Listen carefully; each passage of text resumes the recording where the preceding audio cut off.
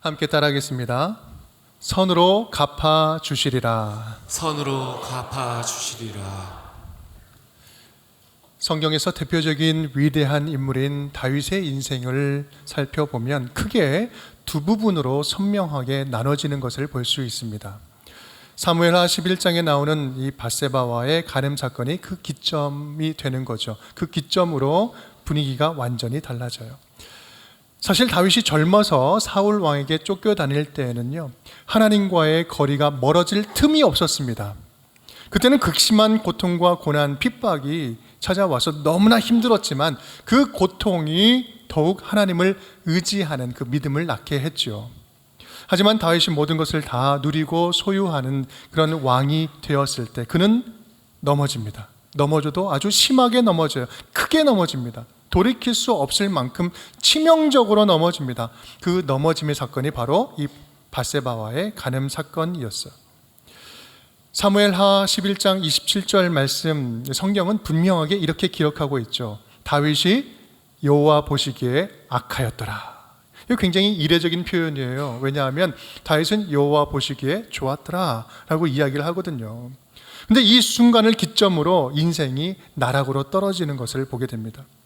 밧세바와 동침해서 낳은 아들이 죽게 되죠. 그리고 아들끼리 살인 사건이 일어나게 됩니다. 심지어는 아들이 반란을 일으켜서 왕위를 빼앗기게 되는데 그냥 빼앗기는 정도가 아니라 수치스러운 일을 당하게 되죠. 다윗의 왕녀들과 후궁들이 백주대낫의 그 아들로부터 그 성폭행을 당하게 됩니다. 다윗을 따르던 충신들, 함께했던 정말 믿고 따랐던 사람들이 다 떠나고 배신을 하게 되죠. 오늘 장면은 그러면서 다윗은 맨발로 머리를 풀고 밤새 도망을 칩니다. 정말 비참한 모습이죠. 오늘 장면은 바로 그 피난길에서 생긴 일입니다. 시므이라는 한 사람이 나타나서 다윗을 비난하고 저주하고 있는 것입니다. 그런데 그가 하는 내용은 더 듣기가 괴로웠어요. 이 다윗이 상처될 말만 골라서 하고 있는 겁니다. 넌 아들에게 왕권을 빼앗기는 것이 이건 당연한 거야. 너는 원래 정통성도 없었어. 그리고 너는 살인자야. 모든 책임이 다 네 책임이야. 죽어 마땅하다. 가거라. 이거 가라는 거는 죽어라는 이야기예요. 여러분, 이것처럼 다윗에게 비참한 모습이 어디 있겠습니까? 인생 최대의 밑바닥을 기어가고 있는 현장인 것입니다. 그렇다면 이런 상황에서 다윗의 반응은 오늘 어떻습니까? 사실 지금까지 이야기를 보면 원인에 따라서 자연스러운 결과가 따라오는 이야기들이었습니다. 사울이 망하니까 자연스럽게 다윗 왕조가 일어나게 되는 것이고, 또 다윗이 권력을 지금 잃어가니까 사울에 속한 베냐민 족속 시므이가 와서 저주를 합니다. 어쩌면 시므이가 욕하는 것은 당연한 일일 수 있었을 거예요. 그런데 그러한 그 원인과 결과의 이야기의 흐름에 반전이 일어납니다. 그것이 바로 오늘 다윗의 반응입니다. 11절, 12절 말씀, 우리 밑줄 친 부분 함께 읽어볼까요? 여호와께서 그에게 명령하신 것이니 그가 저주하게 내버려두라. 혹시 여호와께서 나의 원통함을 감찰하시리니 오늘 그 저주 때문에 여호와께서 선으로 내게 갚아주시리라 하고. 여러분, 다윗은요 지금 가장 인생의 밑바닥과 같은 상황에서 자기의 감정대로, 자기의 방법대로 살 것을 선택하지 않습니다. 이 문제는 내가 해결하지 않겠습니다. 아니, 나는 해결할 수가 없습니다. 주님, 혹시 주님께서 불쌍히 여겨주신다면 하나님께서 직접 선으로 갚아 주옵소서. 하나님께 내어 맡기고 있는 거예요. 우리는 살다 보면 다양한 일로 넘어집니다. 마치 저주받은 인생처럼 일이 쉽게 풀리지 않는 것이 너무나 많아요. 한 번, 두 번 실패를 반복하다 보면 자존감도 무너지고 인생의 바닥을 치게 되는 거죠. 거기에는 내가 자초한 고난도 있고요. 또 이유를 알 수 없는 고난도 있습니다. 때로는 나는 잘못한 게 하나도 없는데 억울한 일을 당할 때도 너무나 많이 있습니다. 의도치 않게 사람들에게 비난당하고 열심히 뭔가를 더 잘해보려고 열심히 일을 했는데 오히려 그것으로 모함당하고 핍박당하는 경우들도 너무나 많이 있어요. 우리 중에는 뭘 해도 안 되는, 그렇게 저주받은 인생같이 희망을 잃고 낙심에 빠져있는 자들도 참 많이 있습니다. 지금 저와 여러분 이 자리에도 많이 계시지 않습니까? 오늘 인생의 막다른 골목에서 다윗이 말한 이 고백을 살펴보면서 우리 인생에 찾아온 위기들 속에서 우리가 어떻게 믿음을 지켜나갈 수 있는지, 믿음으로 단단하게 든든하게 세워갈 수 있는지, 위기의 때일수록 하나님 앞에서 어떤 자세를 잃지 말아야 할 것인지 오늘 말씀을 통해 하나님의 지혜를 배우는 시간 될 수 있기를 간절히 바랍니다. 첫 번째입니다. 우리 함께 따라하겠습니다. 다윗은 저주를 하나님의 음성으로 받았습니다. 다윗은 저주를 하나님의 음성으로 받았습니다. 다윗은 시므이의 저주를 사람의 말로 받지 않고 하나님의 징계와 훈계로 들었습니다. 물론 지금 다윗의 마음을 살펴보면요, 너무나 괴로운 상황이에요. 어떤 부분에 있어서는 받아들이기 힘든 부분도 많았을 것입니다. 지금 시므이의 저주의 내용을 보면 사울과 요나단이 죽은 것도 다윗 책임이고, 블레셋과 베냐민이 싸워서 동족이 죽은 것도 다윗 책임이고, 아브넬 장군이 죽은 것도 다윗 책임이고, 모든 것이 다 다윗 책임이다, 네가 피 흘린 대가다라고 이야기를 하고 있어요. 그렇게 막 몰아가고 있습니다. 여러분, 근데 이것은 사실과 다릅니다. 사실 사울을 패위하고 다윗을 왕으로 세운 건 누구예요? 하나님이요. 하나님의 뜻이 그 가운데 있었잖아요. 다윗을 원수로 여기는 시므이는 하지만 다윗을 욕하고 저주하고 있는 거예요. 그런 면으로 볼 때 다윗의 입장에서는요, 억울합니다. 자신이 지금 당하고 있는 지금의 처지는 하나님의 심판이 분명하지만 시므이가 생각하는 것과는 완전히 다른 이유이기 때문에 그렇습니다. 하지만 그럼에도 불구하고 다윗은 시므이의 저주를 하나님의 음성으로 듣습니다. 자신을 향한 하나님의 쓴소리로 받고 있는 거죠. 왜 그랬을까? 어떻게 그럴 수 있었을까요? 어떻게 다윗은 그 하나님의 쓴소리로 받을 수 있었을까? 여러분, 그것은요, 지금 자신에게 찾아온 이 문제의 근원이 다른 곳에 있지 않고 다른 사람에게 있지 않고 나 자신에게 있다라는 사실을 인정하고 있기 때문에 그렇습니다. 이 모든 문제의 근원은 나의 죄악으로부터다라는 것을 인정하고 있는 거예요.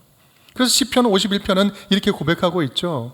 함께 읽겠습니다. 무릇 나는 내 죄과를 아오니 내 죄가 항상 내 앞에 있나이다. 지금 시편 51편은 나단이 다윗과 밧세바의 이 사건을 보고 책망할 때 회개하며 드렸던 시편이잖아요. 참에 통곡하면서 지었던 시편인데, 여러분, 그는 지난 시간이 한참 흐른 뒤에도 이러한 회개의 연속적인 삶을 살고 있었던 것입니다. 우리 11절 말씀 이렇게 이야기하죠.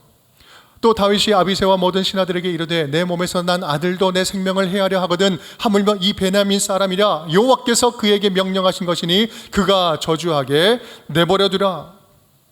이것은 하나님이 시키신 것이다. 하나님이 나를 징계하는 것이다. 여러분, 우리는 분명히 기억해야 합니다. 다윗이 회개한 이 사건은 사무엘하 12장에서 나단이 책망할 때 한번 아주 진하게 하고 넘긴 이벤트가 아니었다라는 사실이에요. 때마다 일마다 자신이 범한 그 일로 파생된 하나님의 진노와 징계를 겸허하게 받아들이면서 하나님 불쌍히 여겨달라고 하나님의 긍휼한 마음을 끊임없이 삶으로 고백하는 회개였다라는 말씀이에요. 그래서 다윗은 시므이의 저주를 하나님의 음성으로, 하나님의 소리로 들을 수 있었던 것입니다. 이 저주는 사람의 저주가 아니다. 하나님이 나에게 주시는 하나님의 심판이다. 내 안에서 나의 죄를 완전히 끊어내시려고 나를 괴롭게 하시고 더 고통스럽게 해서 다시는 그런 죄를 반복하지 않도록 하나님께서 나를 정결케 하시는 하나님의 다루심입니다 라는 고백인 거예요. 여러분, 내가 범한 죄로 인하여서, 잘못으로 인하여 파생된 이 죄악의 열매는 피할 수 없을 뿐만 아니라 피해서도 안 됩니다. 오늘 다윗의 모습을 보면 이러한 죄에 대한 징계는요, 어물쩍 그냥 구렁이 담 넘어가듯이 넘어가면 안 되는 거예요. 하나님의 긍휼하심을 구하면서 철저하게 회개하면서 겸허하게 그 죄의 열매를 감내해야 합니다. 톡톡하게 감수하면서 통과해야 합니다. 왜요? 왜 그렇습니까? 왜냐하면 하나님의 징계는 그 괴롭히는 것 자체에 목적이 있는 것이 아니라 다시는 그 문제로 넘어지지 않도록 하시는 하나님의 다루심이기 때문에 그렇습니다. 만약에 하나님의 징계를 인정하지 않고 이로 인한 시련을 받아들이지 않고 거부하고 회피한다면 어떤 일이 일어날까요? 그것은 내 안의 죄는 사라지기는커녕 오히려 그 죄는 점점 눈덩이처럼 커져가고 불어날 것입니다. 마치 거짓말처럼 그렇죠. 예를 들면 거짓말이 그렇지 않습니까? 거짓말을 막으려면 어떻게 돼요? 또 다른 거짓말을 해야 돼요. 또 그 거짓말을 감추기 위해서 더 큰 거짓말을 해야 돼요. 어떤 게 진실인지 자기 자신도 이제 헷갈리게 돼요. 요즘 뉴스를 보면 한 사기 사건이 도배를 하고 있는 모습을 보게 됩니다. 내용을 보면 우리 인간이 할 수 있는 거짓말의 끝이 어디인지 알 수 없을 정도로 사기의 행각이 낱낱이 다 드러나고 있어요. 이 죄로 가득한 이 세상은요, 그렇게 서로 속고 속이는 세상이에요. 죄가 또 다른 죄를 낳고 이 죄가 또 다른 죄를 낳아서 죄로 가득하게 만드는 세상이라는 말씀이죠. 다윗은 지금 이러한 꼬리에 꼬리를 무는 죄악의 연속성을 끊어내고자 지금 몸부림치고 있는 거예요. 그 죄는 나로부터 끊어내리라. 오늘 다윗의 충신인 아비새가 시므이, 욕하는 그 시므이를 가서 죽이겠습니다라고 이야기할 때 다윗이 어떻게 합니까? 만류하죠. 다윗이 만류한 그 이유도 그렇습니다.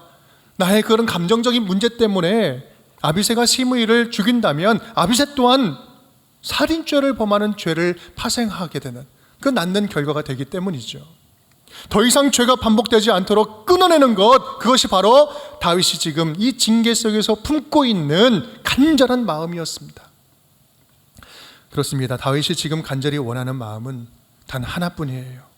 나의 죄로 인한 하나님의 진노가 하루속히 멈추기를 간절히 원합니다. 어떻게 해요? 철저하게 회개함으로, 겸허하게 모든 징계를 다 몸으로 받아내므로 지금 그렇게 나아가고 있는 것입니다. 여러분, 그렇습니다. 바로 이것이 다윗이 시련 앞에서 취한 두 번째 자세예요. 함께 따라하겠습니다. 다윗은 저주를 철저한 회개의 기회로 삼았습니다. 다윗은 저주를 철저한 회개의 기회로 삼았습니다. 회개의 기로 삼았습니다. 우리 11절 말씀 우리 다시 한번 읽어볼까요? 또 다윗이 아비새와 모든 신하들에게 이르되 내 몸에서 나는 아들도 내 생명을 헤아려 하거든 하물며 이 베냐민 사람이랴 여호와께서 그에게 명령하신 것이니 그가 저주하게 버려두라. 이 시련과 고난과 고통을 내가 반드시 감내해야 하는 일이라면, 내가 꼭 감당해야 할 것이라면 내가 피하지 않고 철저하게 감수하겠습니다.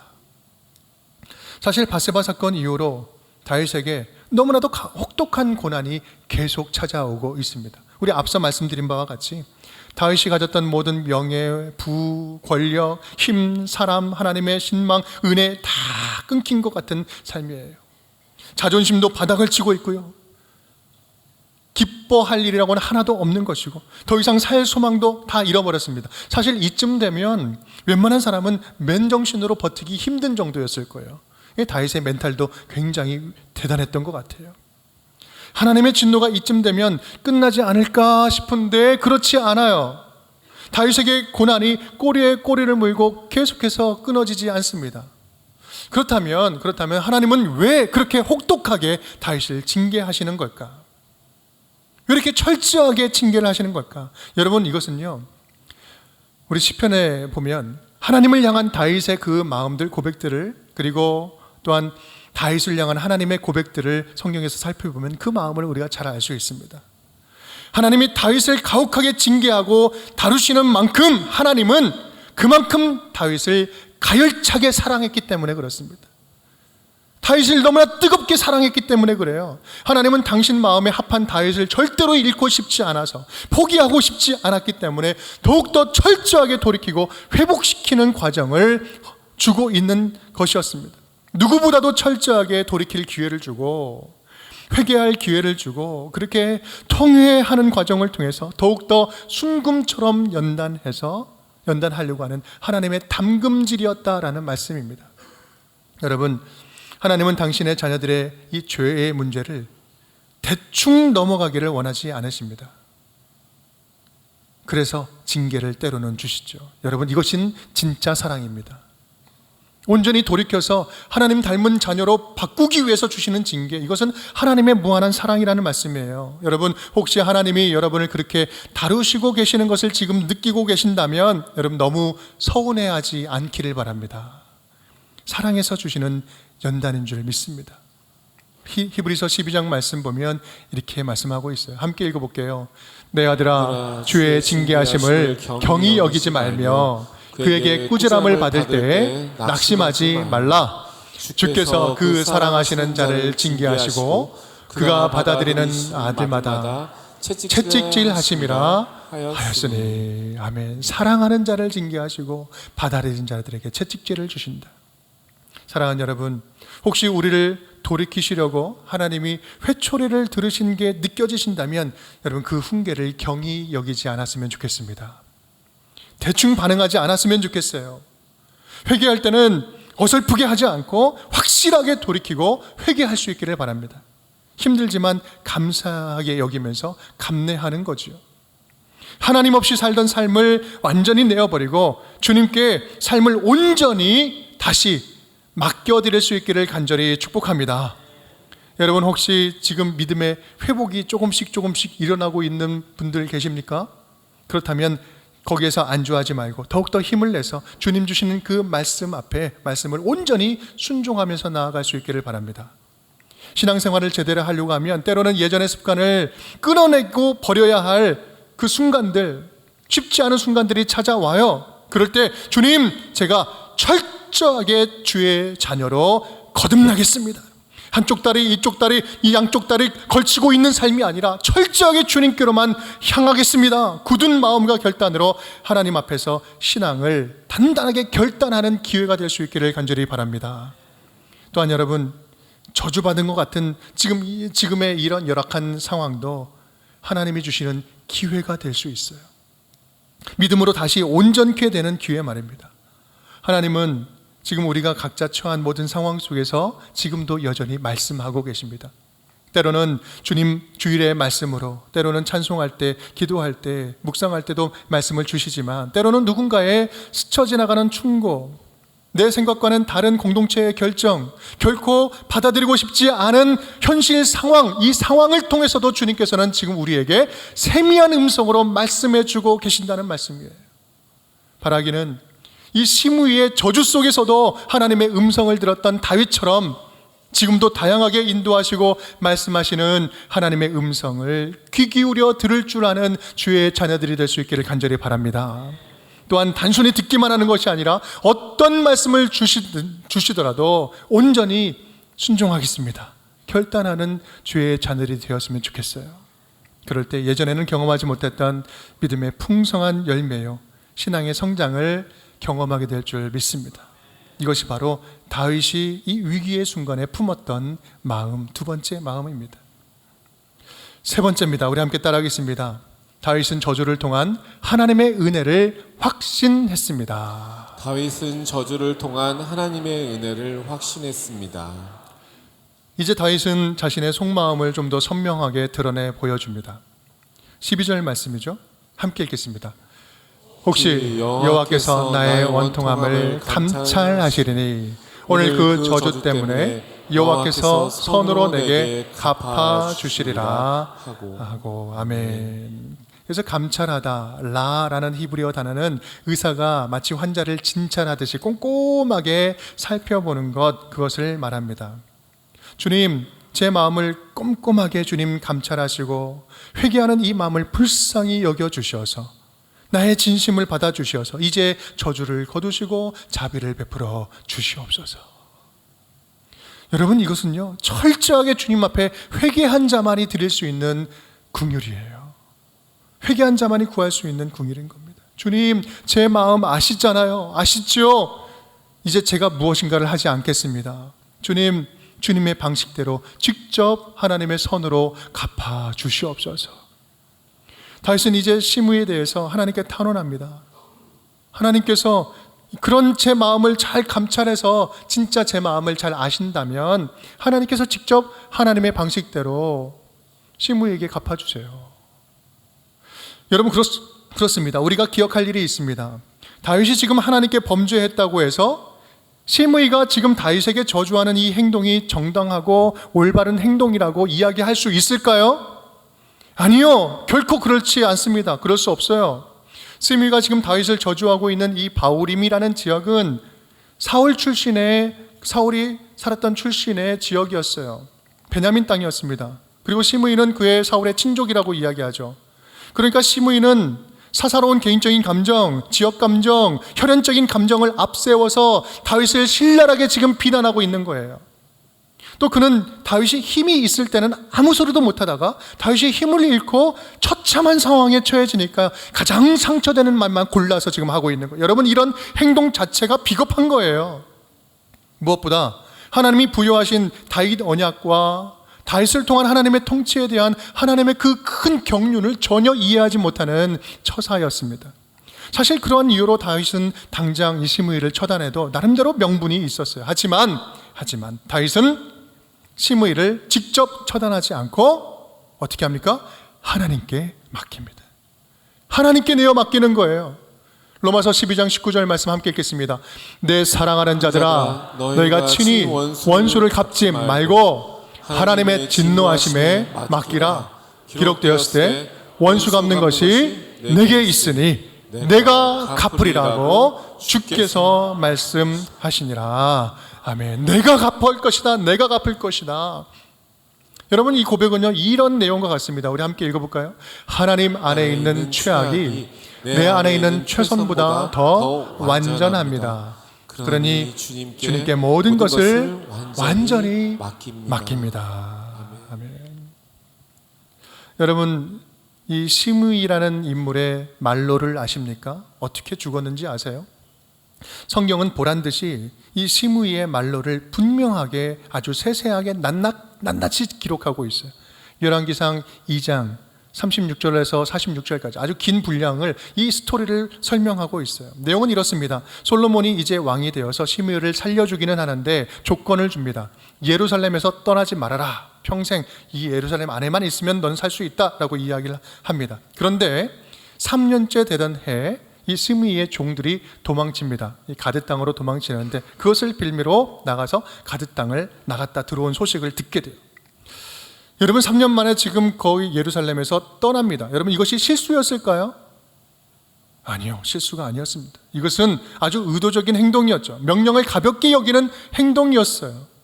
이에 솔로몬은 그 소식을 듣고 불러서 이렇게 이야기를 합니다. 열왕기상 2장 43절, 네가 어찌하여 여호와를 두고 한 맹세와 내가 내게 이른 명령을 지키지 아니하였느냐? 왕이 또 시므에게 이르되 함께 네가 네 마음으로 아는 모든 악 곧 내 아버지에게 행한 말을 네가 스스로 안하니 여호와께서 네 악을 네 머리로 돌려보내시리라. 아멘. 여호와께서 네 악을 네 머리로 돌려보내시리라. 누가요? 여호와께서, 주님께서 네 악을 네 머리로 돌리시리라. 원수 갚는 것이 내게 있으니 내가 갚으리라. 사랑하는 여러분, 지금 혹시 억울한 일을 당해서 혹시 마음이 고통스럽습니까? 아니라고 아무리 해명을 해도 이미 낙인 찍히고 억울한 마음에 답답한 가슴 부여안고 있습니까?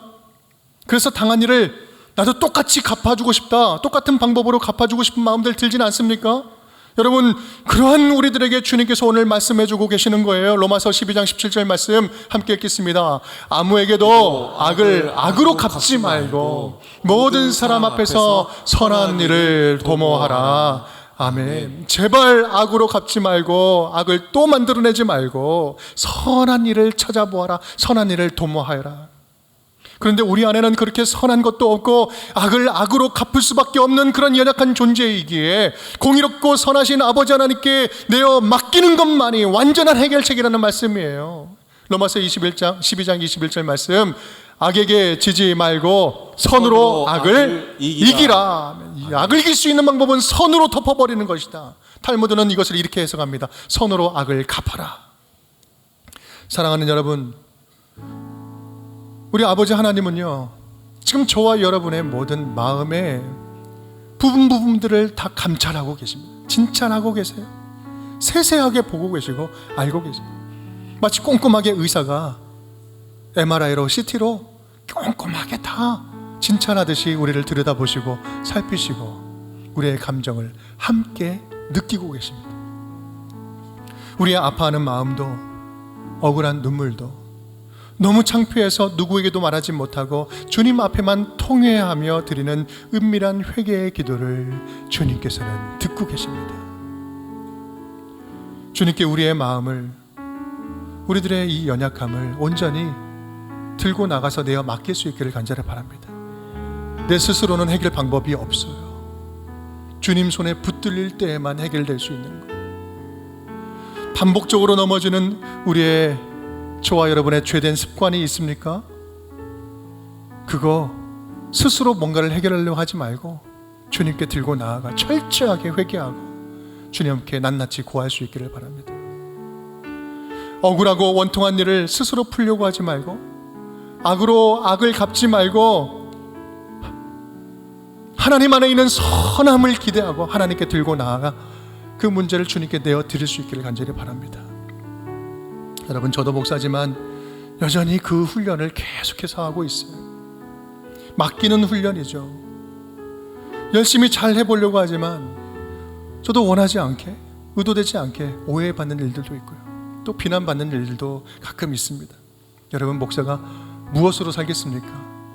성도들의 마음의 지지를 먹고 사는데 가끔 그 오해받고 비난당하는 일 생기면요, 너무나 괴로워요. 너무나 가슴 아프죠. 그래서 뭔가 스스로 해결하려고 막 열심히 노력하면 그 문제는 해결되기보다 오히려 더 미궁에 빠져요. 결국 주님께 맡기게 되는데 지나고 나면 아예 빨리 맡길 걸. 스스로 뭔가를 해결하려다가 맡기면 많이 힘들잖아요. 분명한 것은 우리가 주님께 내어 맡기는 만큼 힘을 빼게 되고요, 힘을 뺀 만큼 평안이 찾아와요. 힘을 뺀 만큼 그 공간만큼 하나님이 주시는 평안이 채워집니다. 왜냐하면 내가 주님께 맡기는 그 순간 주님께서 일하기 시작하기 때문에 그렇습니다. 내 힘을 빼는 순간 하나님께서 힘주기 시작하기 때문에 그래요.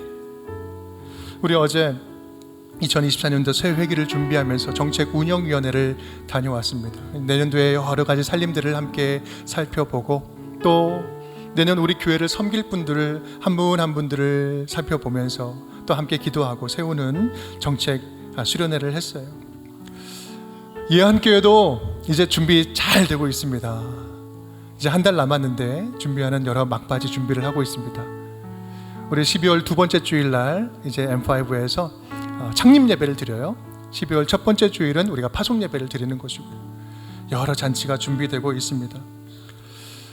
이 일들을 진행하는데 무엇보다 우리 하나님이 제일 기대하시고 기뻐하시는 줄 믿습니다.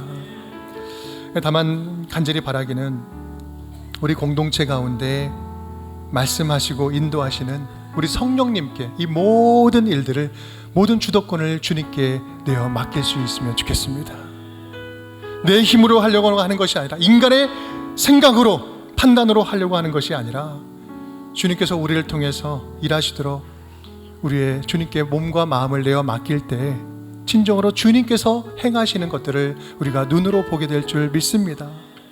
그럴 때 주님이 주시는 평안으로 주님께서 어떤 일을 맡겨주셔도 넉넉하게 감당하게 될 줄 믿습니다. 내가 선으로 갚아주리라. 내가 선으로 직접 갚아주리라. 오늘 이 약속의 말씀이 저와 여러분의 믿음을 다시 경고케 하는 약속의 말씀이 되기를 간절히 바랍니다. 그 말씀이 될 줄 믿습니다. 이 맡김의 영성, 다윗의 맡김의 영성이 저와 여러분의 영성이 될 수 있기를 주님의 이름으로 축복합니다.